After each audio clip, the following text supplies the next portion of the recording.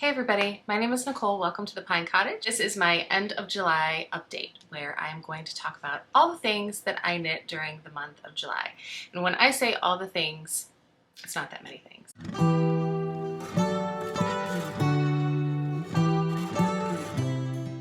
But I do have a finished object today. So I hope you all have been doing well. It's been kind of rainy here in Ohio during July. The kids were gone at camp. We had some sickness coming through. I've had really low energy. It's just been an odd month, but I feel like I say that all the time. I don't know, it's been a month. We've had to reschedule a couple of our camping trips, so August is going to be really fun because we are going to be doing a lot of camping and a lot of family time before the kids go back to school. So I'm looking forward to that because I guess I feel like I haven't had a whole lot of downtime where I can just relax and regroup, and that is what I personally thrive on. Just kind of recharge. So I'm just really looking forward to being able to do that. Let's get started. Finished objects, I have one, and this was just a random project that I decided one day that I wanted to try to cast on, and it definitely coincided with Natalie from Love and Stitches. She put out a tutorial on how to start the Musselburgh hat with a crochet hook, and crochet is my first love, so I was looking for an easier way to cast on that project because it tripped me up the first couple times that I attempted that pattern. I was really excited when I saw that she put that out, and it definitely helped me to successfully cast on the Musselburgh hat. Here it is, and this is in what is this yarn? This is in a cashmere 80-10-10, 80% merino, 10% cashmere, 10% nylon. What the heck is the name of the dyer?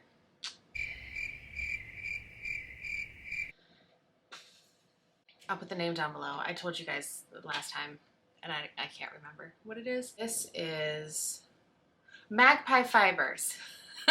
Okay, MAGPIE Fibers yarn in what colorway? Yarn.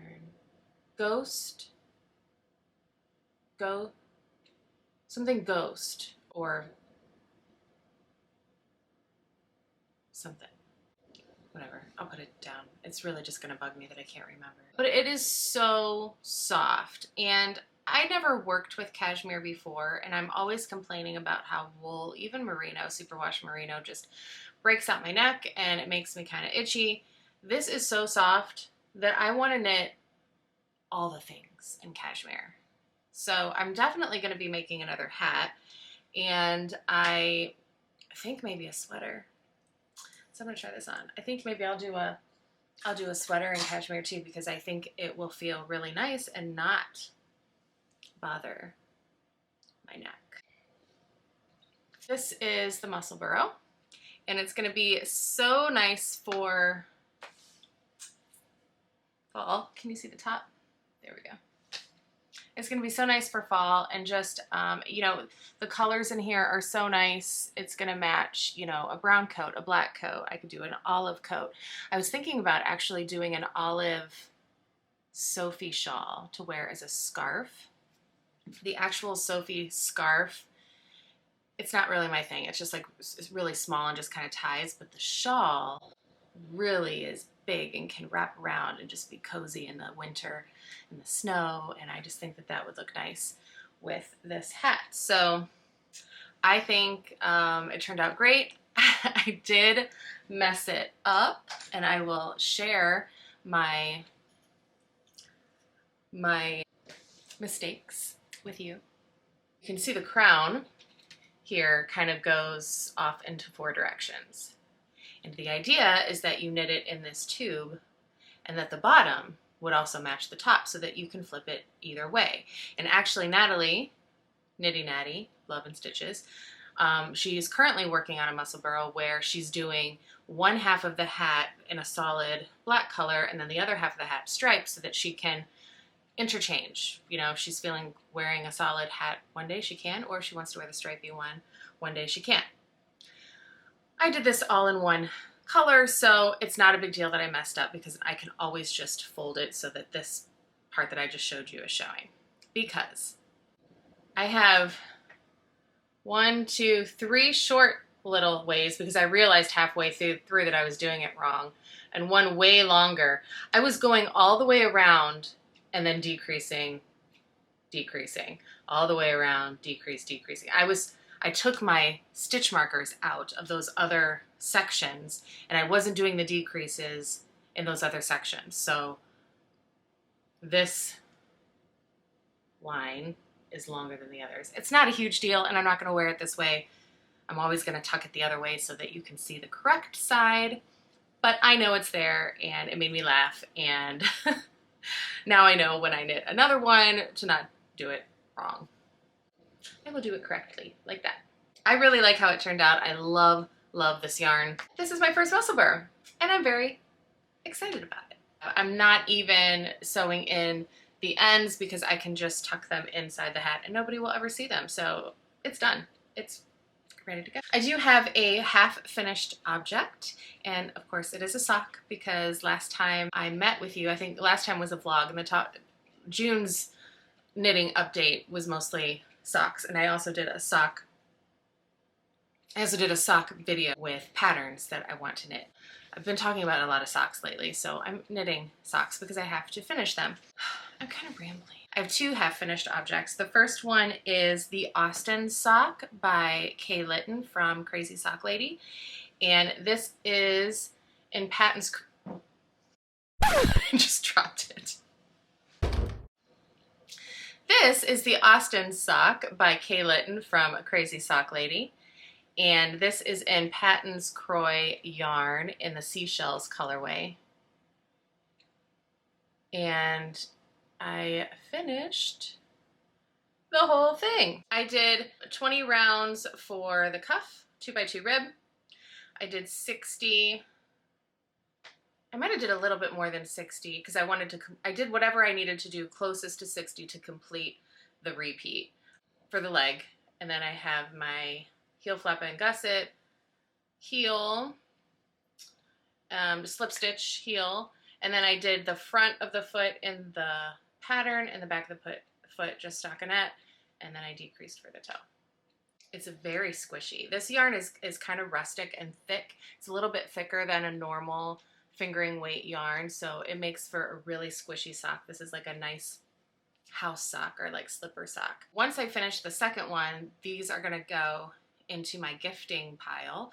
I am collecting socks to give as gifts for the holidays. As much as I would love to keep it because it's so sweet and squishy and I think it's gonna be really cozy, I will be gifting it. The other half-finished object is a vanilla sock that I showed you I was working on it in one of the other videos. This is in Hue Loco. The colorway is Emerald Fields, and the contrasting color is ochre. Again, 2x2 ribbed cuff. I did 75 rounds for the leg, slip stitch, heel flap, and gusset, and then just stockinette and toe. Sorry, I'm not putting any of these on blockers, but I don't think it's necessary, nor do I want to get up to look for it. Yeah, I just have the other one of this to do. I have not started the second one of this or the Austin sock yet. I've kind of just been knitting whatever I feel like knitting. I'm in one of those moods where I don't have a whole lot of time to knit this month, or I didn't have a whole lot of time to knit this month, so when I got home from work or if I had a day off, I just picked up whatever I wanted to that day. I didn't really hold myself to any kind of schedule or plan because I would have felt like I needed to reject that plan and be a little bit of a rebel anyway. So I'm like, ugh, I'll just knit what I want to. And so I did. So stockinette vanilla socks are my favorite. I just feel like I could knit on those every day and never get sick of them. my pattern has been to knit a patterned sock, and then I need a break and I need to do vanilla sock. And then after I've had enough of vanilla, then I will go and do another patterned sock. I actually, after I knit this one, I started the second sock from my daughter's birthday, and my daughter's birthday was in May, and I still haven't knit her second Hermione's everyday sock. This, which I've showed you before, is the finished Hermione's sock, and I am currently doing the heel flap of the second one. So that should be done shortly, and I can give it to her and she can wear it. Hopefully before school starts again, because that's when she tends to wear them most with her Birkenstocks. That yarn for my daughter's sock is Ashen Bumble in the colorway Sagebrush, and the heels and the toes are in Patton's Croy yarn in the colorway Muslin. The next sock that I want to talk about is knit with the yarn that I bought at our local yarn festival back in May. It is a self-striping yarn, and I threw away the yarn tag. It's by a local dyer, and I don't know her name, and I don't know the name of the colorway. That's awful. It might be around here somewhere, but I'm almost positive that I threw it away. But it is lovely, and this is where I'm at so far. I'm just past the heel. I've decreased for the foot, and now I'm just knitting for the foot. The heels, cuffs, and toes are in Patton's Croy Gentry Gray. It's this nice charcoaly gray. And I am doing, this is a little bit of a bigger sock, I'm doing 72 stitches on my US 2 DPNs. Didn't mention I use US 2 DPNs for all of my socks, which I'll talk about in a minute. And for the women in my family and for myself, I do 64 stitches, and for the men, I do 72 stitches. So this will be a gift, and it's coming out just lovely. This is fun to do. A self-striping yarn is so fun because you're always wanting to get to the next stripe, so it motivates you to keep going. So I feel like the second sock is not going to be an issue with this, but that's a nice segue into the next set of socks that I knit. Once I get the second socks of these ones that I showed you completed, I'm going to try doing 2 at a time on Magic Loop. I have tried Magic Loop before, and it wasn't my favorite. I don't like sliding all the stitches onto the needle when you switch needles. It annoys me. But I had to do that with the Musselburgh Hat because I didn't have DPNs in the correct needle size. So I ended up doing Magic Loop, and it wasn't terrible. And it got me thinking, I've never tried 2 at a time on using Magic Loop. I've tried doing 2 concurrent socks with DPNs, but where I would knit one cuff and then knit the other cuff. Like I'd have 2 sets of DPNs, and I'd knit one cuff, knit one cuff, knit one leg, knit one leg, so that by the end I was almost done with the second sock. But I have never concurrently knit 2 at a time using Magic Loop, and I think I'm going to try that with a vanilla sock as my next project. We're going camping next week, and I think that would be a great project to bring with me because I can visit and chat with people still and knit. That's the plan. Yesterday, it was Sunday, and I'm like, oh, let's do Scrappy Sunday. And I hadn't done a Scrappy Sunday in a while, and I thought, well, I'll just work on my Battenberg blanket. I didn't add any new squares, but the last time I showed you my Battenberg, I had everything pinned. I had all the squares pinned together. I didn't have them actually connected.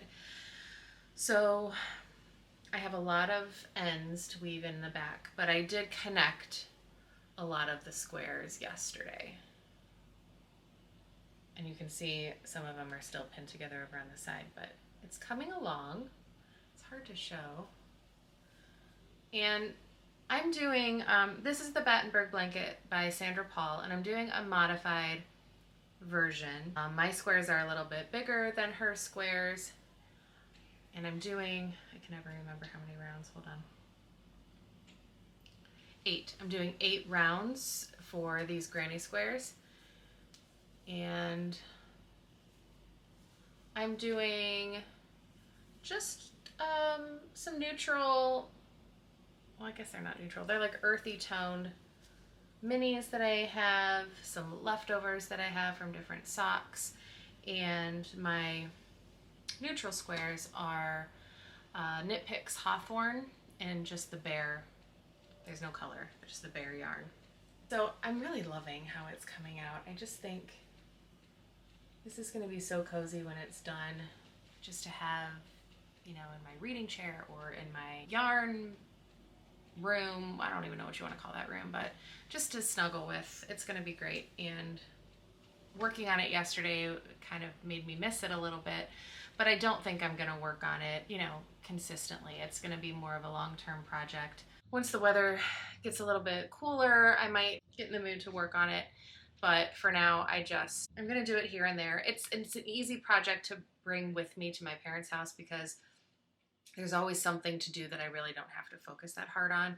Like, there are plenty of ends that need, you know, woven in that I can do while we're watching a movie or chatting. I could just work on crocheting one square while I'm sitting there visiting. So it's definitely something that I can, you know, bring over there.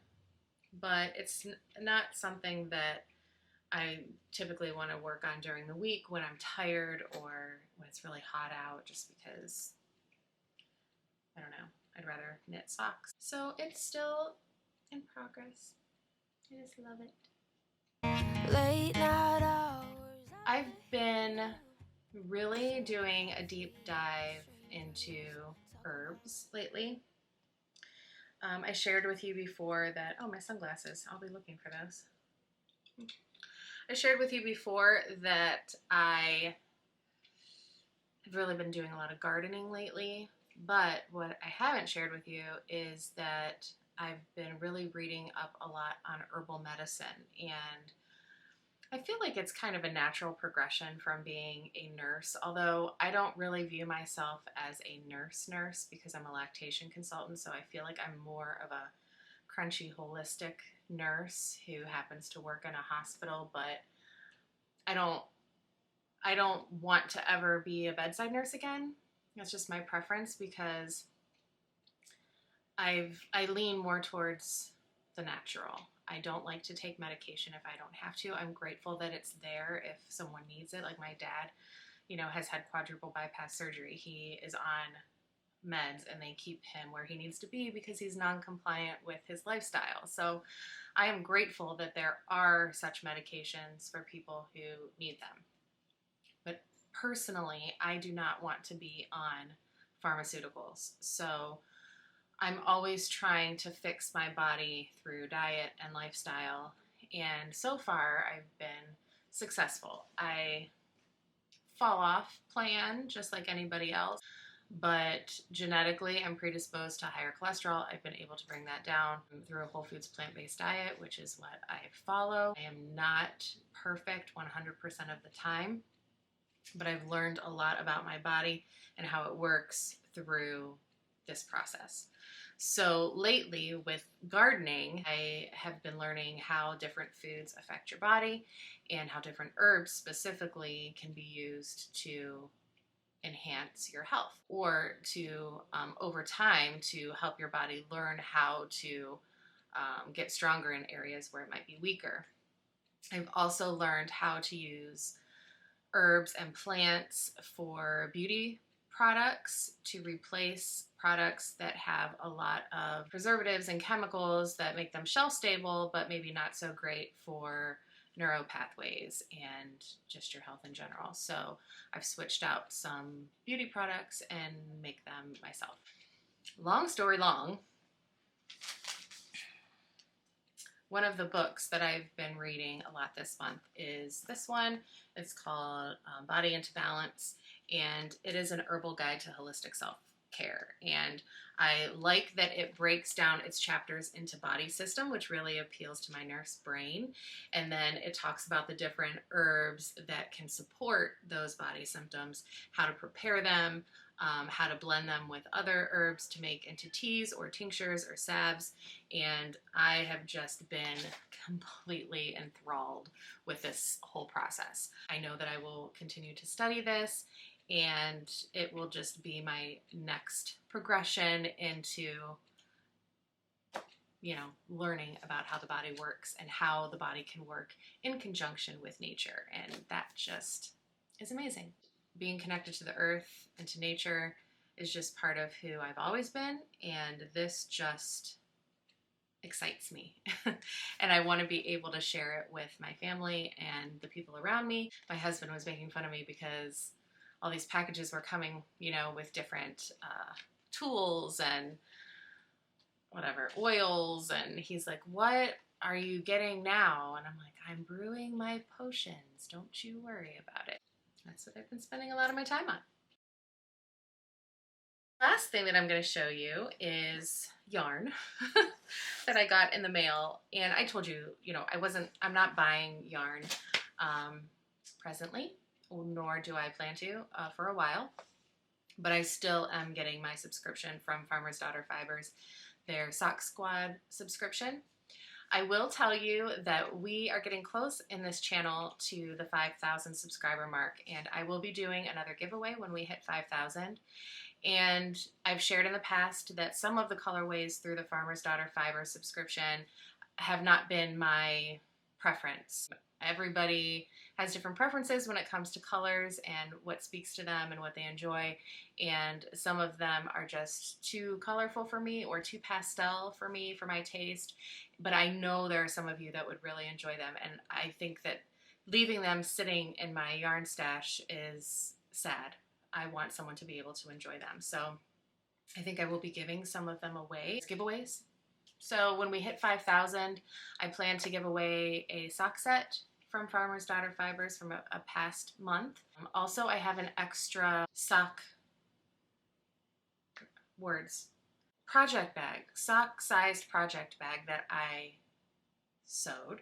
It's this fabric, this exact fabric, but this is the sweater size. So I have a sock-sized one that I have 2 of them. So I have an extra one that I would love to gift to someone. So I'll be giving away 2 gifts in the next giveaway for 5,000. So I just wanted to share that with you. I haven't chosen what sock color set. Oh my goodness, you guys. I have not chosen which one I'm going to give away yet. So I'll decide later. I just wanted to let you know that that was coming, and that I am so grateful for you guys being here, especially when I have like cuckoo days like this where I just can't get my words out. I just am very grateful for all of you. And if there are any videos that you would like me to upload, if there are things that you would like to know more about, if you have any questions related to yarn or not, feel free to put them in the description box. Let me know how we can continue this conversation, because I love being here and I love you being here, and I just wanted to say thank you. On to the yarn this month. Sorry for the crinkling.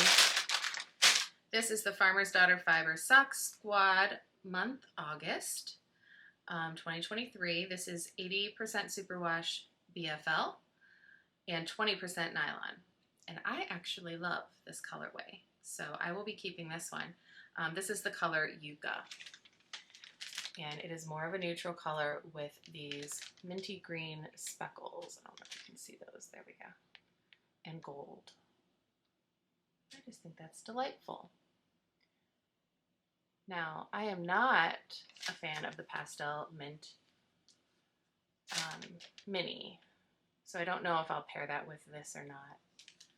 I might find something else to pair it with. Really excited. I've mentioned before that I'm excited to see what their theme is for next year. I think I'm going to stay subscribed, because even if some months aren't my jam, I can use them as giveaways, because like I said, somebody out there will love it, and I think that it's nice to be able to give back. I was approached by Hobie Yarns to review some of their yarn, and they would send me the yarn. And so they are going to be sponsoring a video in August. And about the same time as this video comes out, I will be putting out like a trailer for that video.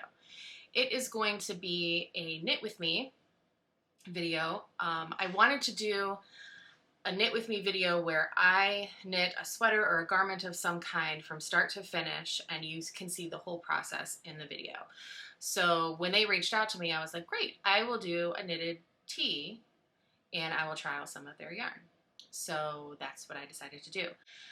The issue comes in where I can't use a paid for pattern because I don't want to give somebody's pattern information away. So I was in search of a free pattern that I could freely show with all of you so that you could knit along with me if you wanted.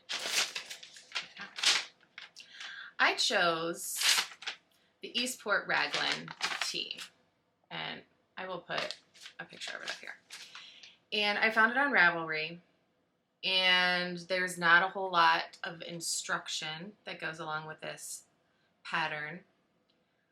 I thought maybe I would be adventurous and try to add some things or modify some things, and I still might. I'm not that far along on it.